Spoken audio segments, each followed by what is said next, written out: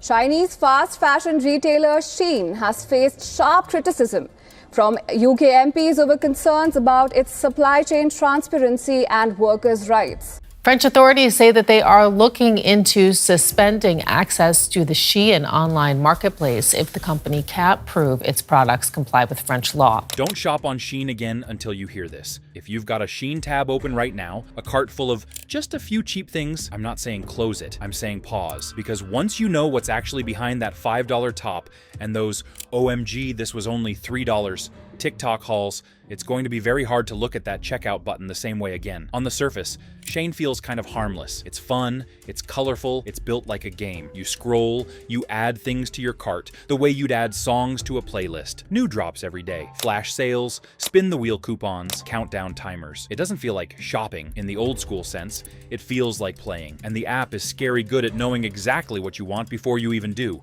And that's not an accident. Shein has turned fast fashion into something even more intense, ultra-fast fashion. At any given time, the site is reported to have hundreds of thousands of items live, with up to 10,000 new pieces being added in a single day. That's not a clothing store, that's a content feed made of fabric. In the US, one market analysis found that roughly 40+% of Gen Z buys at least one item from Shein every month. The brand isn't just popular, it's woven into people's routines. But here's the part the app doesn't show you. For every tiny price tag and every Shein haul video, someone, somewhere, is paying the difference. And it's usually not Shein. Tonight we're going to walk through what investigations, journalists, courts, and environmental groups have actually found about Shein. No rumors, no TikTok conspiracy threads, real reports, real numbers, real people, from factory floors where workers sew for 18 hours a day to lab tests that found toxic chemicals in Shein clothes at levels way above legal limits,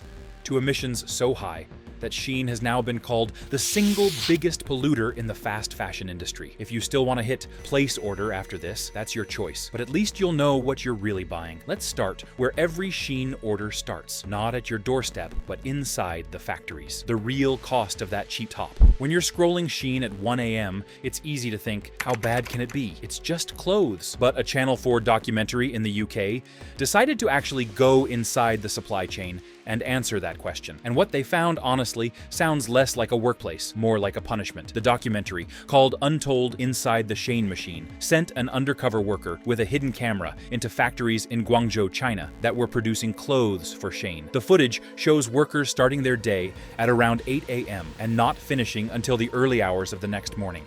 That's roughly 18 hours in the factory, with just a few hours left to sleep, wash, exist. One worker said flatly on camera, "There's no such thing as Sundays here." In one factory, employees were reportedly expected to churn out at least 500 garments per day. Their pay? About 4,000 yuan a month, roughly the equivalent of a few hundred US dollars. Their first month's wages could be withheld entirely. In another workshop, some workers weren't even given a base salary at all. They were paid per piece, as little as 0.27 yuan, around 3 or 4 cents, for each garment they finished. Think about that. The top you grab for $5 may have earned the person who made it a few cents, not dollars, cents. And if they made a mistake on one item, in some cases 2/3 of their daily wage could be deducted as a penalty. And this wasn't some one-off rogue supplier. Even before the Channel 4 documentary, a Swiss NGO called Public Eye had already reported that workers at multiple Shein suppliers in Guangzhou were routinely clocking around 75 hours a week, in clear violation of Chinese labor law,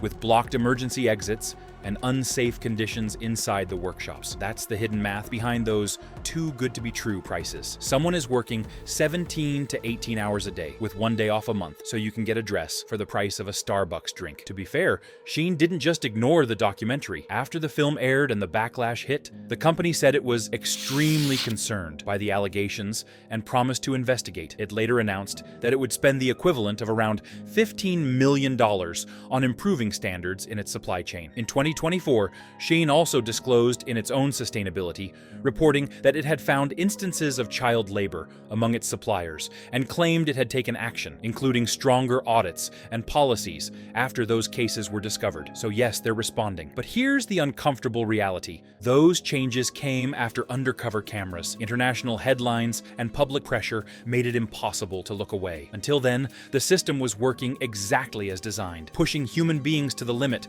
so that the app on your phone never runs out of new in items. And even now, more recent reporting out of what journalists have started calling Shein Village in Guangzhou describes workers walking tens of thousands of steps a day inside hot, cramped workshops, often earning under £1 an hour, with long days and penalties for mistakes still very much on the table. So when you see a haul of 50 items for a few $100s, that's what's hiding behind the try-on video. Not just cheap clothes, but a whole system built on people being treated as disposable. The ultra-fast fashion machine. To understand why the pressure is so intense, you have to understand how Shein actually works. This isn't like a normal fashion brand that releases a spring collection, a summer collection, done. Shein operates more like TikTok than Zara. The company uses data and algorithms to watch what people are clicking, saving, adding to cart, and posting about. Then it turns those trends into physical items as fast as possible. A new design can go from concept to product in as little as 10 days. It doesn't feel like fashion anymore. It feels like content. Clothes are just the medium. But that scale has consequences. First, the environmental side. Shein's own sustainability reporting has shown that its carbon emissions almost doubled between 2022 and 2023, reaching around 17 million metric tons of CO2 in a single year, more than several coal plants combined. And enough for multiple analyses to label Shein the biggest polluter in fast fashion right now. A big chunk of that footprint comes from how the clothes move, not just how they're made. Shein relies heavily on air freight, shipping out countless individual parcels directly from China to customers in the US and around the world. Reuters has reported that transport emissions alone were over 8 million tons of CO2 equivalent in 2024. And Shein's total footprint still far outweighs brands like Zara's parent company Inditex. Second, there's the waste. Ultra-cheap, ultra-trendy clothing doesn't stay in people's wardrobes for long. Items are often worn a few times and then tossed. In France, charity shops and sorting centers have reported being flooded with low-quality fast fashion from platforms like Shein and Temu. So much so that the percentage of donated clothes they can actually resell has dropped from over 13% to around 5% to around in just a couple of years. The rest? It's either downcycled, exported, or ends up as waste. So the machine keeps spinning. Trends, clicks, orders, shipments, returns, landfill, and in the middle of that, somewhere between the warehouse floor and your bedroom mirror, is the worker who stitched your $7 dress at 2 in the morning so it could show up in time for your weekend plans. What Shein clothes are actually made of. Now, you might be thinking, okay, the labor and the emissions are bad, but I'm just one person buying one outfit. Is it really that deep? Unfortunately, yes, because it's not just how the clothes are made or shipped, it's what's in them. In late 2025, Greenpeace Germany decided to test Shein clothing again. A few years after an earlier investigation had already raised red flags. They bought 56 Shein garments across 8 countries and sent them to an independent lab for chemical analysis. The results were ugly. 18 out of those 56 items, about 32%, contained hazardous chemicals in concentrations above what's allowed under the EU's REACH chemical safety rules. Some exceeded legal limits by huge margins. 7 jackets in the sample contained PFAS, the so-called forever chemicals used to make fabrics water and stain repellent, at levels up to 3,000 times higher than the legal limit. PFAS are a big deal. They hardly break down in the environment, can accumulate in the human body, and are linked by scientists to cancers, fertility problems, immune system damage, and developmental issues in children. The lab also found high levels of phthalates, plasticizers that can interfere with hormones and child development, in 14 products, with 6 of those exceeding the legal limit by a factor of 100 or more. Some of the worst offenders were items aimed at kids, including costumes. This isn't just an environmental issue happening somewhere over there. These are clothes people wear on their skin. Greenpeace and the lab pointed out that consumers can be exposed to these chemicals through sweat, skin contact, and inhaling fibers. And when those clothes are washed or thrown away, the chemicals wash out into rivers, soil, and eventually the food chain. Shein responded by saying it was investigating and would remove any identified products as a precaution. But this was not the first time something like this had come up. Earlier tests back in 2022 had already flagged dangerous chemicals in Shein items.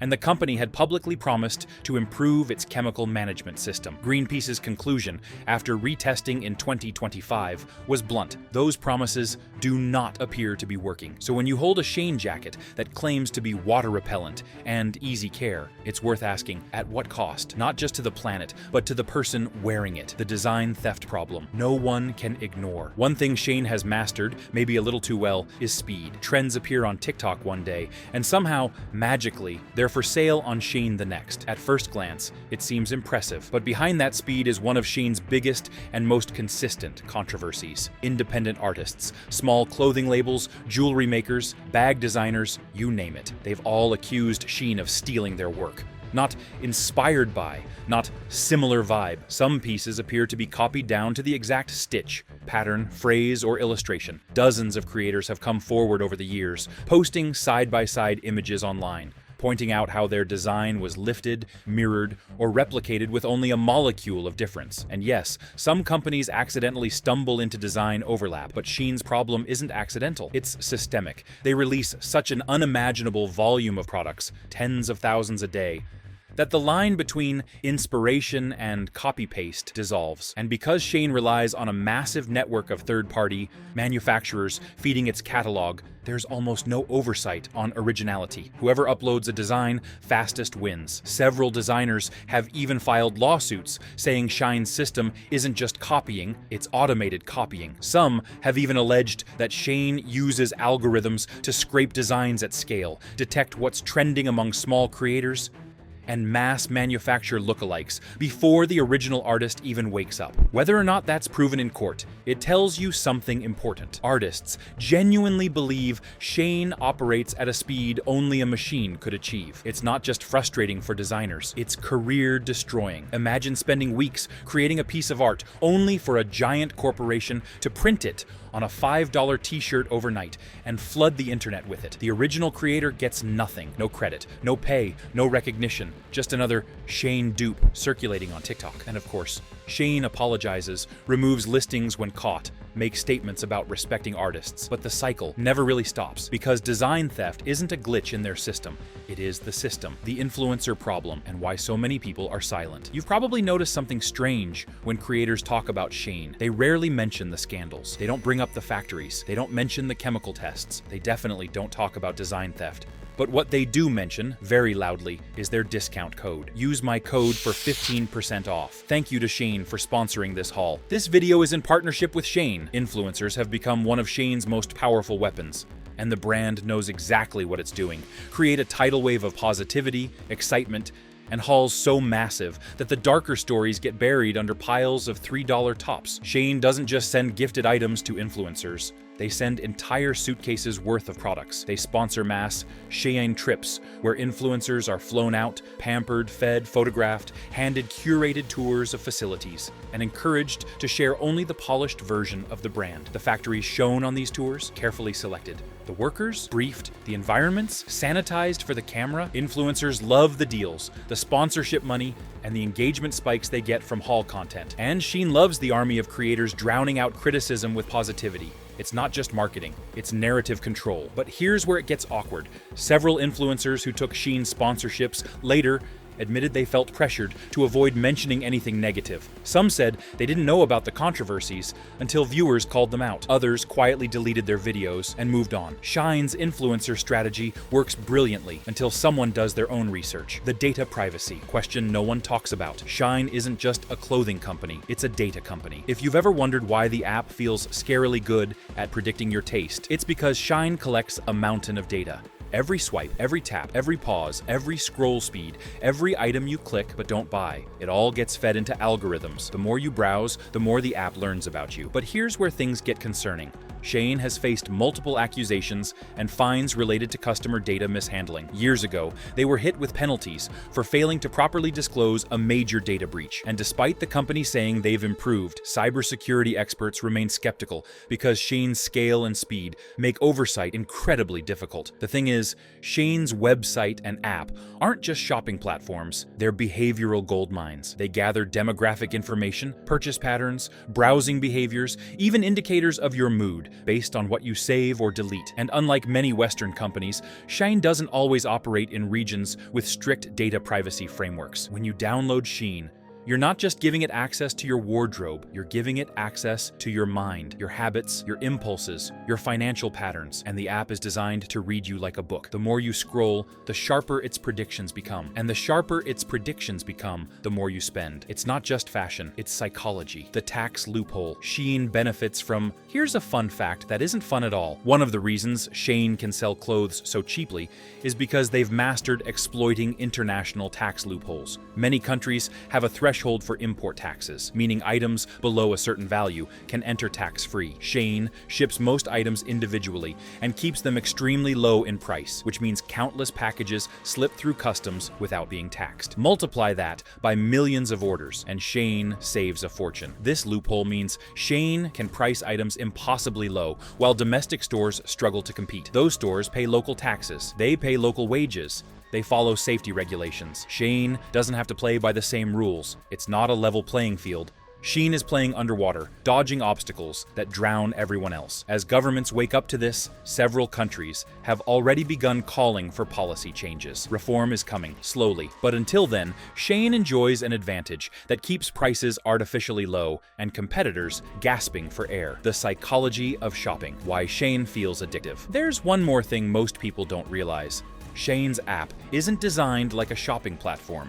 It's designed like a game. Endless scrolls, flash deals, points, timers, coupons, mystery gifts, daily spins, recommendations that feel like they came from your diary. The app keeps your brain in a constant loop of micro rewards. It's the same mechanism used in slot machines, casino games, and social apps engineered to be addictive. Shopping becomes less about needing clothes and more about the dopamine hit of winning a deal. That's why people spend hours browsing. That's why carts explode with 40 items. That's why hauls became a trend. People think they're shopping, but psychologically, they're playing, and Shein profits from that play every single second. The real cost of cheap, when you zoom out and look at everything, the working conditions, the environmental destruction, the chemical risks, the design theft, the influencer silence, the data mining, the loopholes, a pattern becomes impossible to ignore. Cheap isn't cheap, not really. Cheap is a trick, a disguise, a price tag hiding a story. Shein's whole appeal is built on the idea that affordability equals accessibility. Everyone deserves fashion. Everyone deserves to look good without spending much. And on the surface, that sounds generous. It sounds progressive. It sounds like a brand giving people power. But when a company makes things this cheap, someone else is paying the true price. Workers pay with their health and their sleep. The planet pays with its air, its soil, its oceans. Small designers pay with their art being copied into oblivion. You pay with clothes that fall apart after a few wears, chemicals that shouldn't touch human skin, and a closet full of items that don't bring you joy, just clutter. Shein isn't selling accessibility. It's selling illusions, fast illusions, cheap illusions, addictive illusions. And illusions always crack eventually. The future of fashion and why your choices matter. Here's the thing, nobody tells you. You don't have to become some perfectly ethical, linen-wearing saint overnight. You don't need to swear off shopping forever or memorize fiber compositions to become a better consumer. You don't have to be extreme. You just have to be aware. If millions of people can unknowingly contribute to Shein's rise, then millions of people can also help slow it down. Even small changes matter. Buying fewer items, prioritizing quality over quantity, supporting small creators whose designs won't survive another global copying machine, choosing brands that prove their standards instead of hiding behind prices, repairing instead of replacing. Taking a moment before clicking checkout to ask, why is this so cheap? Who made this? Where will it end up? The fashion industry shifts with demand. Brands follow the money, and when customers demand better, companies are forced to evolve. Even the giants. Shein grew because people didn't know better. Shein slows down when people finally do. What this means for you. You deserve nice things. You deserve clothes you feel confident in. Clothes that last longer than your next laundry cycle. Clothes that aren't quietly poisoning the water supply or made under conditions that would break you to witness firsthand. You deserve to shop without accidentally funding the darker parts of global fashion. This video isn't about guilt, it's about clarity. Shein wants you to see only the front, the cute dresses, the low prices, the influencer hauls, the endless new arrivals. But behind that curtain is an operation built on speed at any cost, and the cost is high. Now that you know, the choice is yours, not out of fear, out of awareness. If you still want to shop there, that's your decision. But at least now, you're not going in blind. If you learned something today, or if this made you rethink even one thing in your wardrobe, hit the like button so more people see this. Share it with someone who shops on Shein without knowing what's behind the clothes. And if you want more videos that pull back the curtain on the companies you trust, make sure you subscribe, because this is just one chapter in a much bigger story about the truth behind everyday products. Thanks for watching.